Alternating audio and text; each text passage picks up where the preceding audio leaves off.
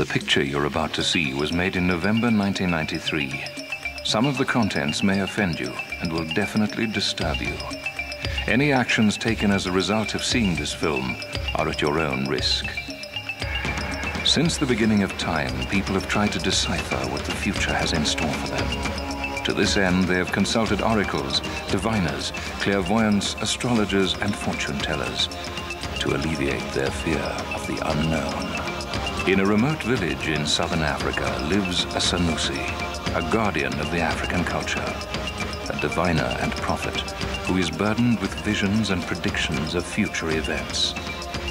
Historian and high priest amongst African traditional healers, he has had prophetic visions since the age of 7.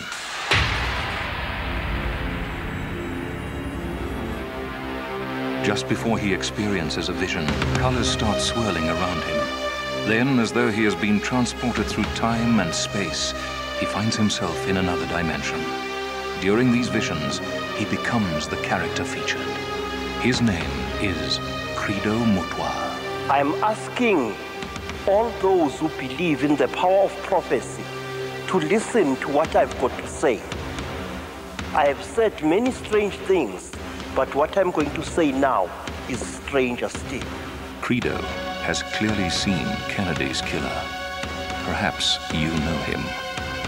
I was shown a man called John Fitzgerald Kennedy. The vision told me a very strange thing. 3 men were chosen to destroy this man of light. The murderers who killed Kennedy laid their plans not in the United States, but in a city that I once visited, the city of London. The man who shot President Kennedy from behind had fought in the Korean War. I was shaken when I realized that the man who had killed Kennedy was still alive. And he is also one of the men who planned the downfall of President Nixon, who are planning treason against President Clinton. The second man had also been a soldier or a policeman, and he is dead. And poor Harvey Oswald, that stupid warped maniac, he got killed because the man who really had the deadly gun which destroyed the president's head had to be protected at all costs. He is now a man in his 70s and is a great officer in the Army of the United States. He lives in the west coast of the United States. He is a strong man who loves to catch fishes. And when he hears my words, he will know that I'm talking to him. I see you. Your face is big and strong, but fleshy now. Your hair is thinning. Your heart is weak, although you still see yourself as a strong man. I ask this man, what does he think he's doing? Killing your own flesh and blood. You are a murderer, you. And yet Kennedy had once helped you, you ungrateful white Judas. You hated red Indians and you hated black people. You wanted America to stay in a war that she was not bound to win. You son of 1,000 monsters. And may as you die, the last face you see be my own. A sinister murder was made to look like suicide. Kennedy had had a secret lover, a beautiful woman, a lost woman, a woman of fire and ice, a woman called Norma Jean, whose other name was Marilyn of Monroe. As a warning to Kennedy, a group of murderers sent by the shadowy people who control things in the United States and elsewhere gave her a drink of a terrible medicine, which caused such pain within her. It was like as if she was giving birth to a child. But they put a pillow over the beautiful one. They smothered her, and they did not even give her the right to scream to her ancestors for mercy. She died a horrible death alone, she who shared Kennedy's dream. Credo predicted Dr. Verwoerd's assassination 6 months before it happened, but no one believed him. I told them that Dr. Verwoerd was going to die, and he would die from a knife wound. And one of the white gentlemen told me angrily not to talk rubbish. You know, I never thought of it, that something could happen like that, you know.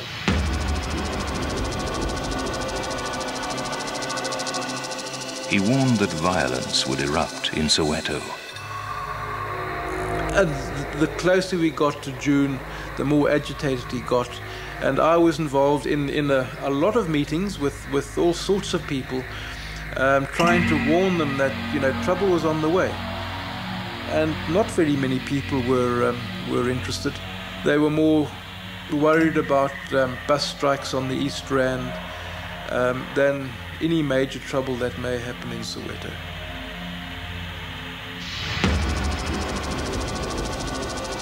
A member of the Bophuthatswana government asked Credo to predict what would happen in the country. I spoke to him, I think that must have been about December 1987, and I wanted him to predict what was going to happen the following year. He said, well, there was going to be a lot of upheavals where attempts would be made to unseat the government.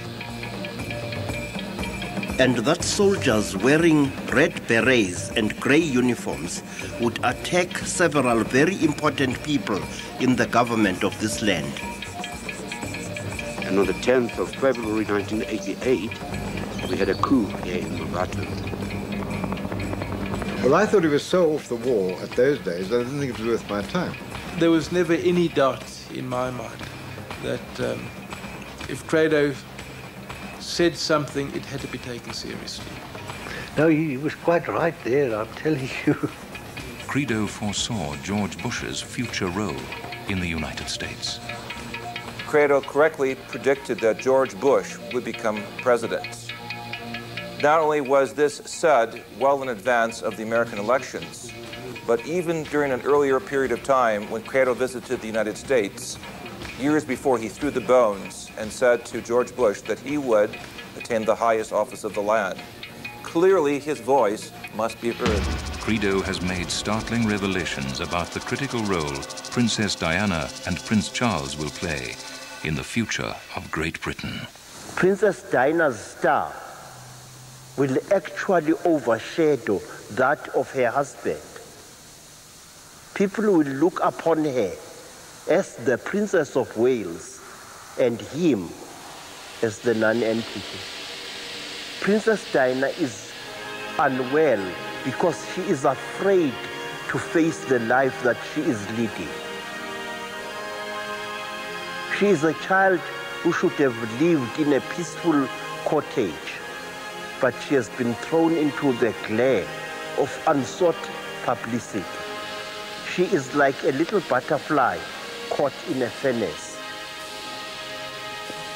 I am sorry for her, but I'm just as sorry for Charles, because I do not see him wearing the crown of the ancient kings of England.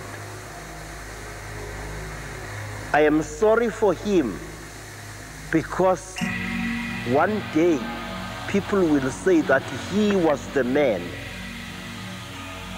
whose actions seriously weakened the British monarchy.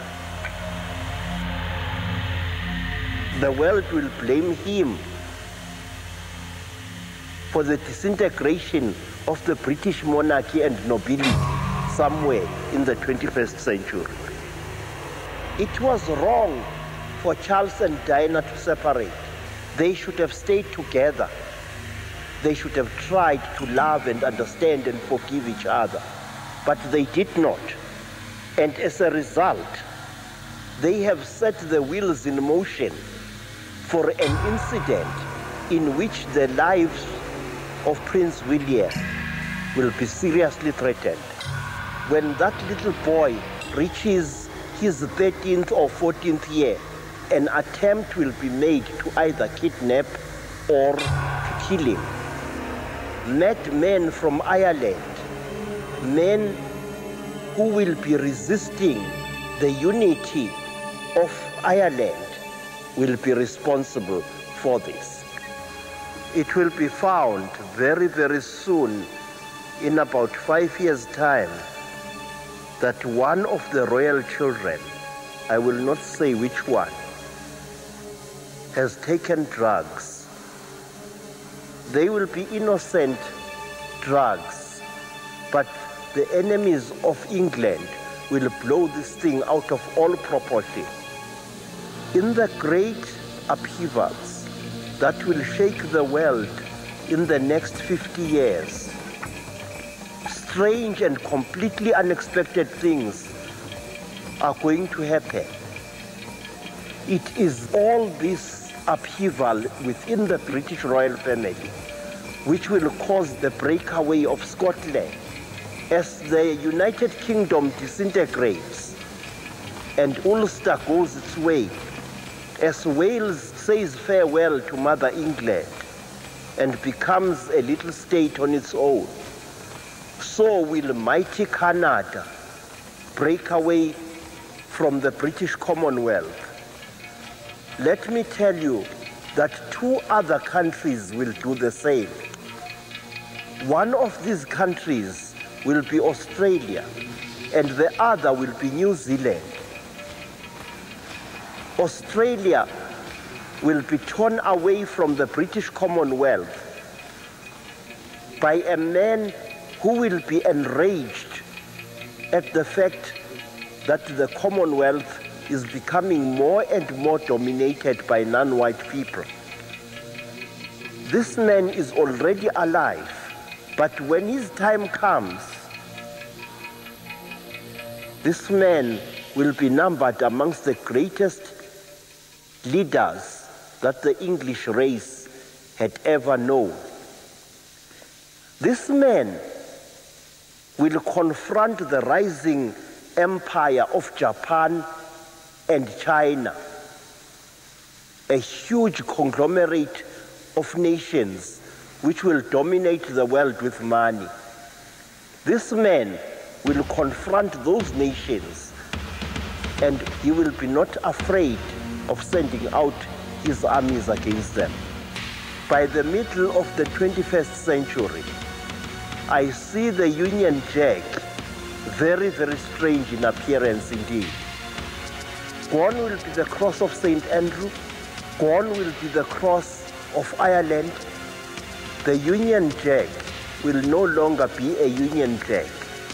It will be just a red cross on a blue background. In fact, by the end of the 21st century, Great Britain will have become part of Europe, a republic ruled from Berlin. A disturbing vision reveals the origin of the AIDS virus. There is a shadow gliding over this world. I had a horrible dream, a hideous vision of what it was, where it came from, and what it would do. I was shown a laboratory somewhere in the United States of America.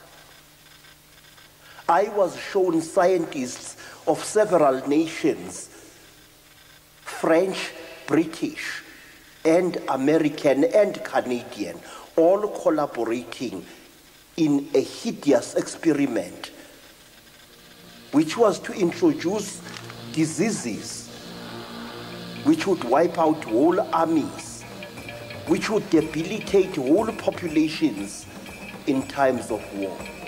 And one of these diseases is the thing we call AIDS. AIDS is a man-made disease created as a weapon of war which proved so terrible that it had to be abandoned. They could not destroy the virus.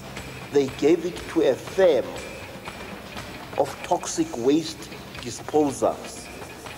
But by that time, a number of containers of this hideous disease, which were yellow on the outside, of very thick metal with glass containers inside them, had already been taken to the land of the Germans.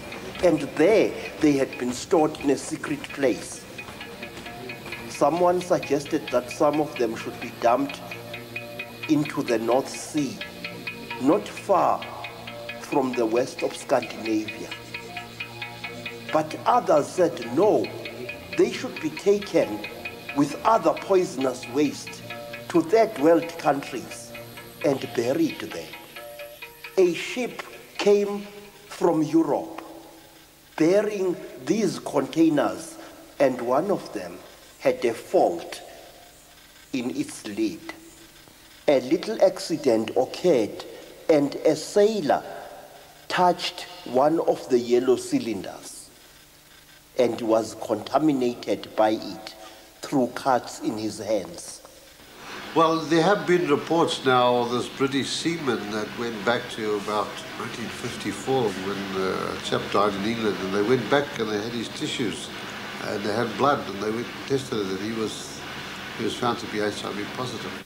When the ship arrived in West Africa, the cylinders were taken up aboard a truck, and from there they were taken aboard a dirty-looking helicopter. I could see them clearly what they did. This was contrary to agreement reached between this company and a corrupt African official, because the agreement had been that a hole should be dug very deep, but the official and his friends decided to pocket the money. They decided simply to dump the waste in an African lake, in a country called Cameroon. Some of the local villagers started becoming sick, and then the disease spread into Central Africa. In the very near future, people dying of AIDS will pose the greatest security threat that the Western civilization has ever seen. All life is a melody.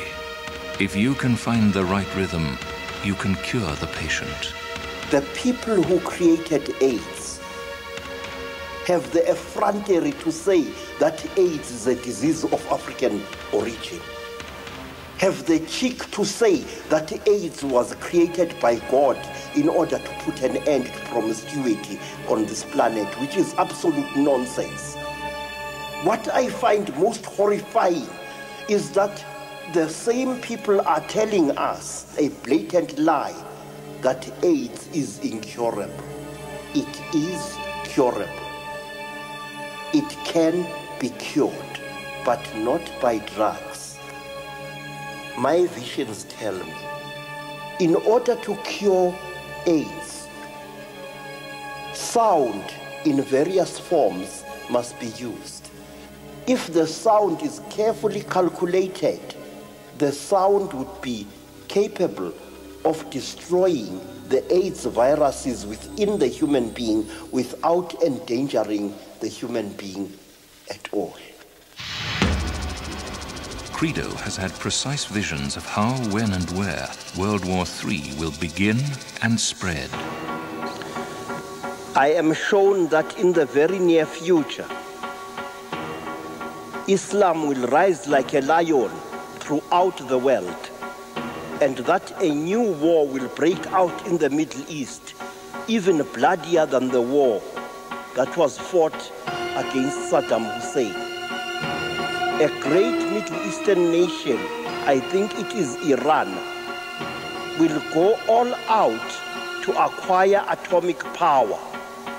Iran will buy terrible substances from China, substances by which you can create atomic power stations, substances by which also you can create atomic bombs and other hideous weapons of that kind.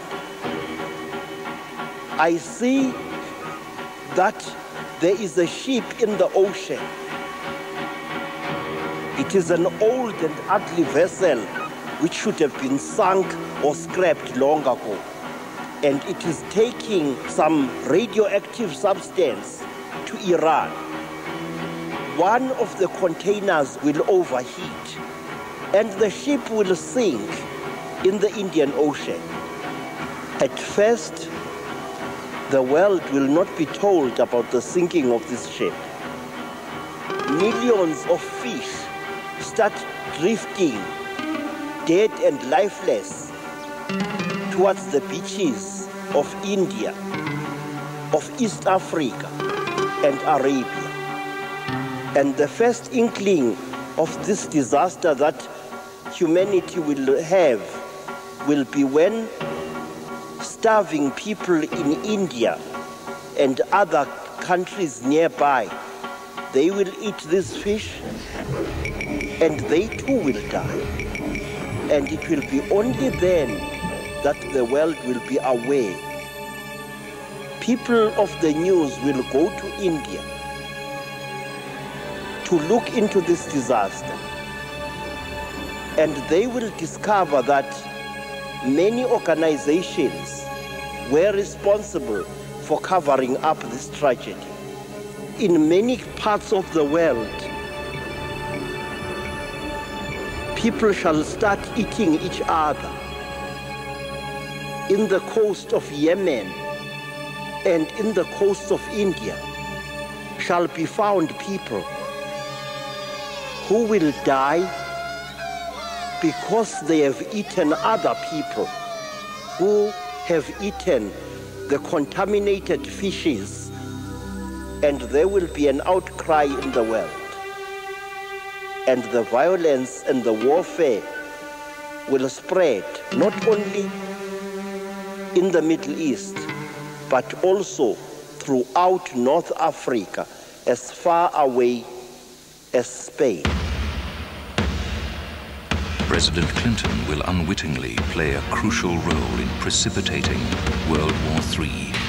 This terrible accident involving the radioactive ship will either take place during President Clinton's second term of office or late in his first term of office. He will overreact and unleash war and sanctions against Iran. The great president laid the bloody foundations for what must surely be the greatest religious war that the world has ever seen, and that war is not far away in the future. This man, upon whose shoulders the iron hand of history rests so heavily. Oh, Bill Clinton, I wish you could see what I see. I wish you could see what lies in your future. I am sure that there will be two violent attempts on President Clinton's life. That one of these attempts will be made upon the president by someone with a remarkably dark skin, someone who will be either an African American or a Hispanic person. The president will survive both these attempts, but there is another form of attack which will follow these, and this one will actually shatter the president's life. It will be started by a woman, because this president's greatest enemies are going to be women. A woman will come very close to destroying Clinton's career as a president of his country. More than this, I do not wish to say. After President Clinton, there will come one other male president in the United States who will rule for 2 terms and be killed in an accident. After that president, there will come a female president who will be a red-headed woman, a former actress of French ancestry. This woman will become the ruler of Canada, the United States, and Central America, which 3 great masses of country will come under one leadership. No longer will there be the United States of America. No longer will there be the Dominion of Canada. The whole country will simply be called the American Federation. A powerful German leader will unite Europe and Great Britain. Somewhere in the early years of the 21st century, Europe will become one republic.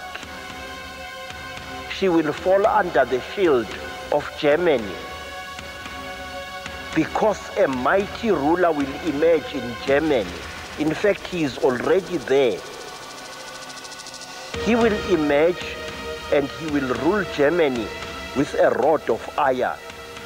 And he will achieve with cold cunning what Hitler tried to achieve by brute force. And oddly enough,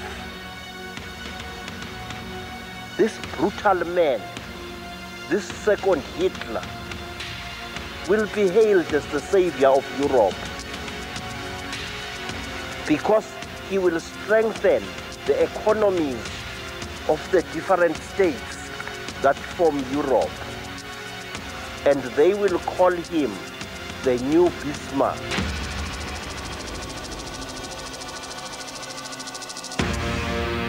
The United Nations will crumble, and in its place there will be a new League of Nations. Very, very soon the United Nations is going to fall into pieces. In Europe, there will come a new league whose flag will be blue with a large 4-pointed star in the center. I see this flag waving with menace over Africa and over the Middle East and over India and over Australia.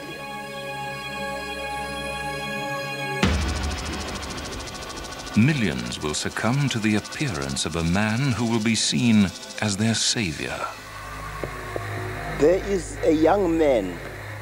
His eyes burn like those of a god. He has got a little mustache.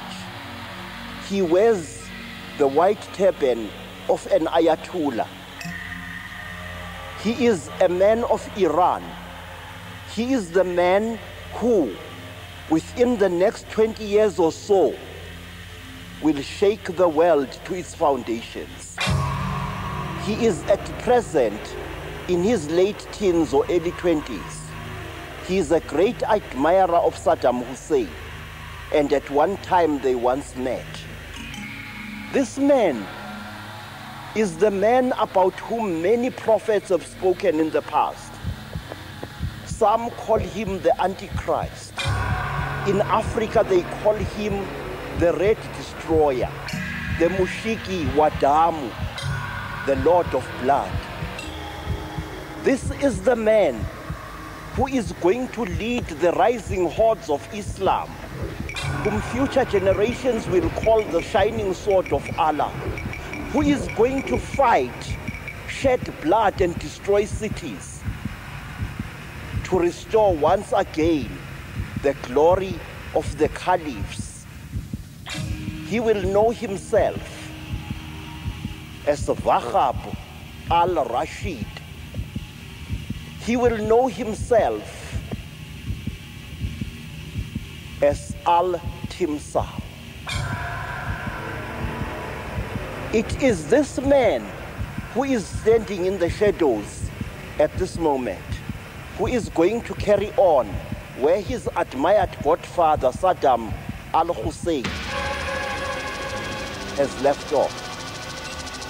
I wish the leaders of the United States should be aware of the existence of this man, because as they are humiliating and ill-treating the Muslims, they are only giving strength to this man who's going to stand in a battle tank above the ruined cathedrals of Christendom in Greece, who is going to extend the influence of the Lord Muhammad from the western shores of India to the rock Jebel al-Tariq, Gibraltar.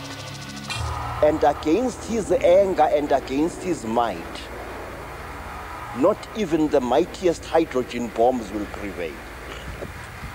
Salam alaikum, al-Khalif, al-Saif, ul-Allah, sword of God. My eyes see you, and my eyes are frightened of you. In the next 4 or 5 years, Muslim fundamentalists will try to reclaim the entire empire which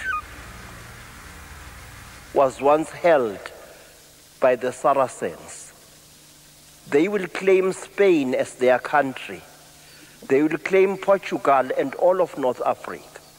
And some of these fundamentalists are going to decree that no ship should ever pass through the Straits of Gibraltar without money being paid to them. This dangerous movement will be based in the country called Morocco or Algeria. And one day, a group of these men in a number of small boats will attack a beautiful cruise liner of Greek origin, and aboard her will die several people who are well known in the American film world today. The attack upon this ship will bring down the rage of the United States and the United Nations upon the perpetrators. And one of these men, whose name will be Yusuf, will commit a serious outrage in a European city. He will cause a tremendous explosion which could damage the Eiffel Tower. The future of the Catholic Church will hang in the balance. In Italy, the Pope will be murdered, and the world will be told a lie that he had died a natural death. I see clearly how His Holiness will meet his end. It will be in a procession inside a church, a great church, and a murderer disguised as a priest, in fact, a real priest, will approach the Pope and using the back of his crozier, which he will be holding, will strike the Pope in the leg, apparently by accident. And a tiny device at the bottom of the crozier will inject a tiny ball of poison into the Holy One's leg. And the Pope will die. The Catholic Church will split down the middle and down the middle again. The Catholic Church will never have a Pope again for about 20 years or more.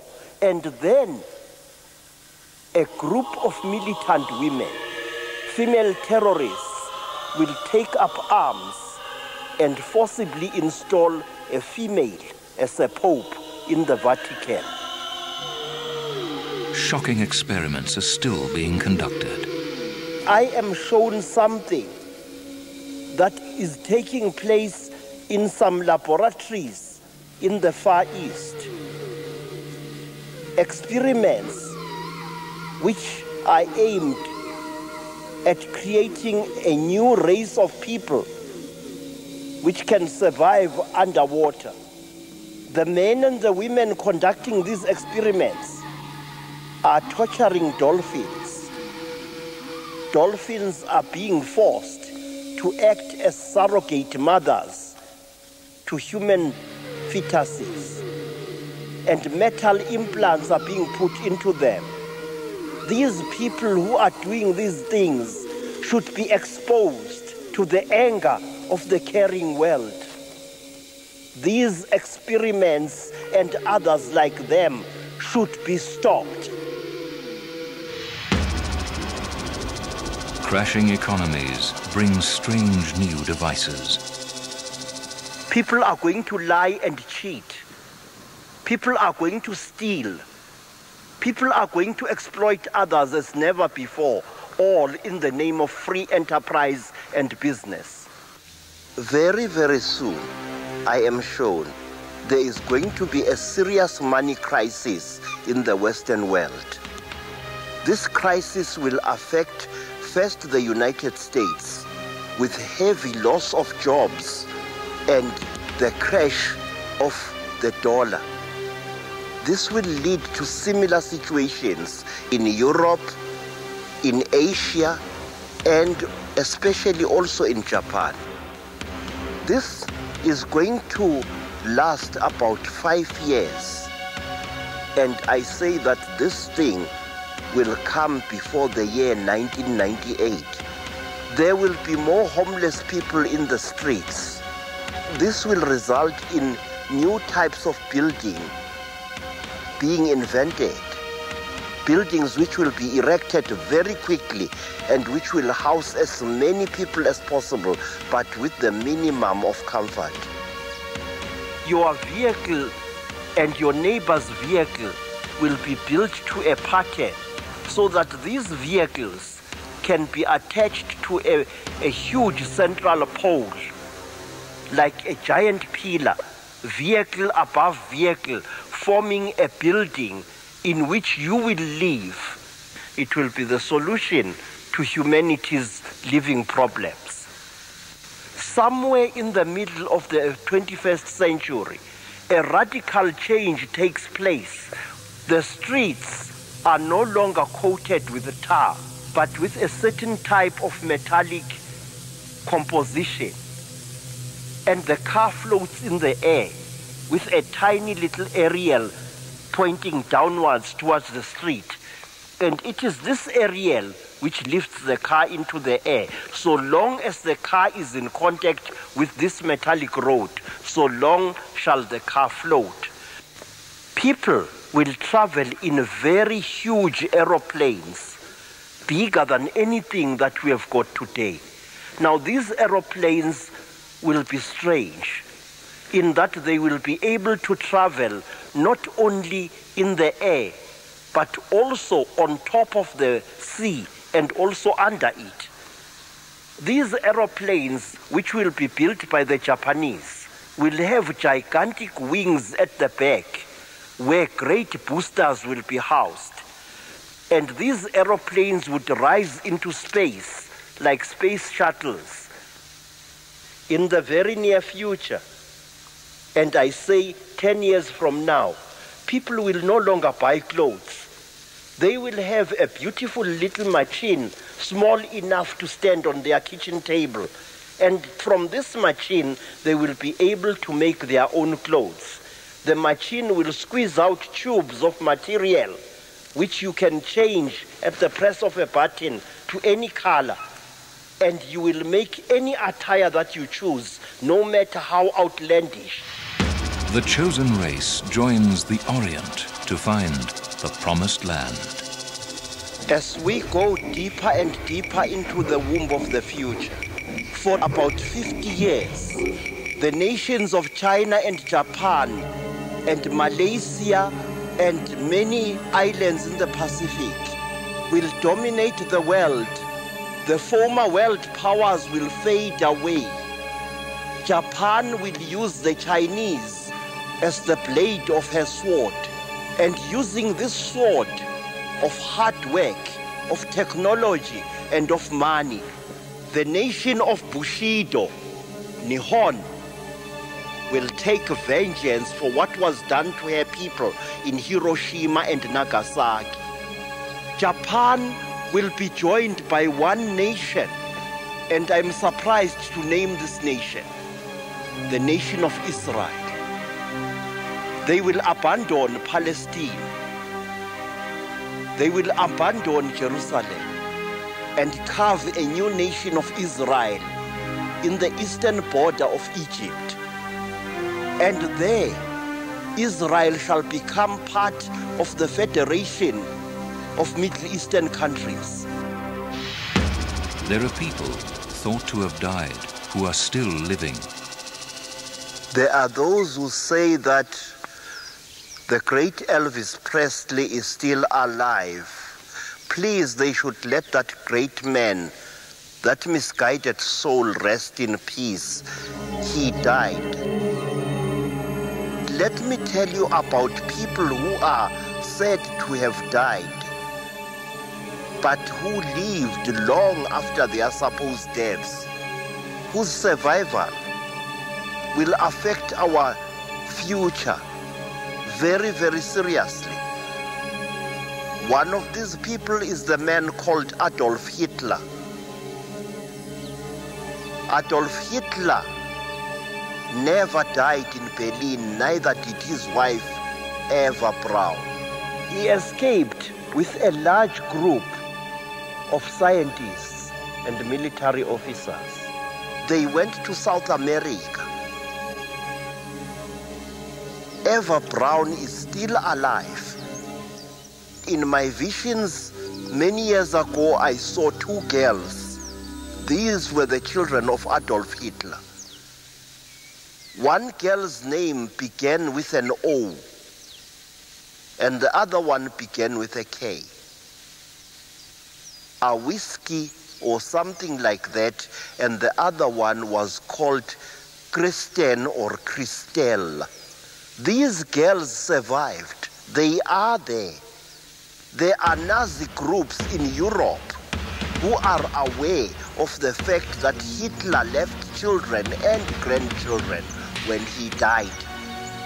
And these descendants of Adolf Hitler are going to create great havoc somewhere in the middle years of the 21st century. All is not what it seems in South Africa.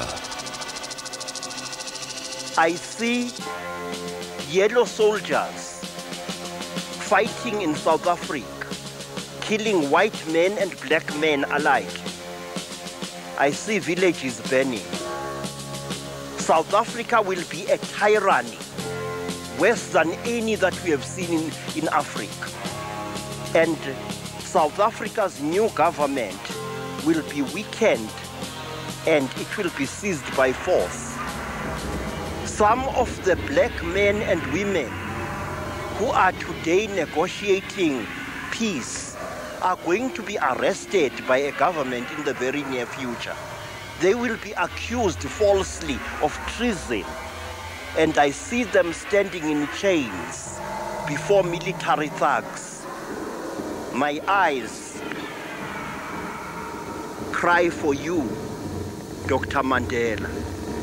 You have plowed a garden, but you are not going to be there to reap the bright fruits that you thought you were planting. My eyes cry for you, my Lord, Prince of Pumangene, Mangosu Tupteles.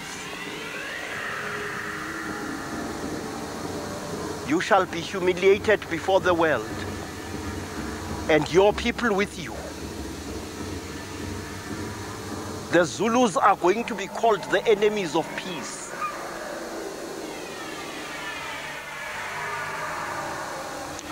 And many are going to be destroyed. My eyes cry for all my brothers and sisters who are in position of leadership in South Africa. How Gozo, Lord of the sky, why do I see you in a darkened cell? God defend you, my President Mangobe. You built a great country, but I see its flag lying on the ground, stepped upon by hooligans, trampled over by murderers. Why? Why do the killings continue beyond 1994? I pray for you all because you do not see. You do not see that foreign murderers are at work in our country. It suits them in their great banks in America. It suits them in their great palaces in England. It suits them in their dens in France that Africa should starve and their children should perish. It suits them, yes. It suits them. Don't you see? Constant Viljoen, is that your blood that I see in the very near future? President declared, the future you are building is your destroyer, your discreditor, and not your savior. There are many who are clamoring for a new South Africa. They are going to be disappointed because the South Africa that is going to be born next year will be anything but a free country. It will be a shabby mixture of socialism, free enterprise, and other chicanery and hypocrisy. But it will not be a free or a prosperous country at all. Next year's election in South Africa will be interfered with. Those who will win it are already known. But their winning will not bring peace to the people, will not bring comfort to the land, will not bring food to the hungry, nor water to the thirsty. Arab money will flood South Africa, as will Japanese money. But all that money will not be able to reach down to the grassroots level. For a brief period only, in the year 1997, South Africa will know a semblance of peace. It will start in the year 1996. South Africa will end being ruled by Muslim people. Islam will spread its wings over South Africa. The country of Lesotho will lose its sovereignty. The land of the Basutus will be stolen from them. The land of the Swazis will fall and become subservient to South Africa. So will Mozambique. Mugabe, do you see a shadow in your future? You will be overthrown, Mugabe, by someone whose life you once saved.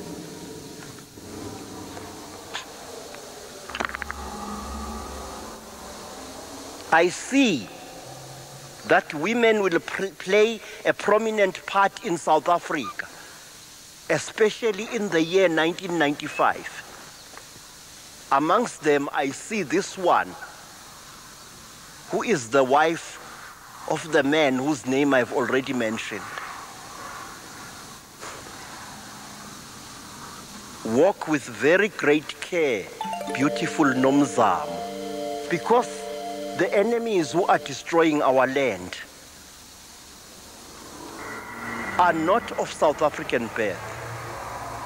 The people behind the killings are from America. They owe allegiance to the CIA, and some of them owe allegiance to British intelligence.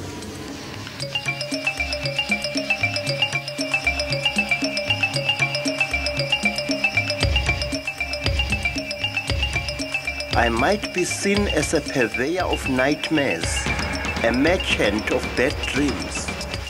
I am shown the ugly things that lie in wait in future years, so that you may now, with timely action, prevent them from happening. The future is like clay, and we of the here and now can change it. Though many bad things are revealed, many more good things are shown. But I've spoken too much already. Perhaps another time you will care to listen to the voice in the wilderness.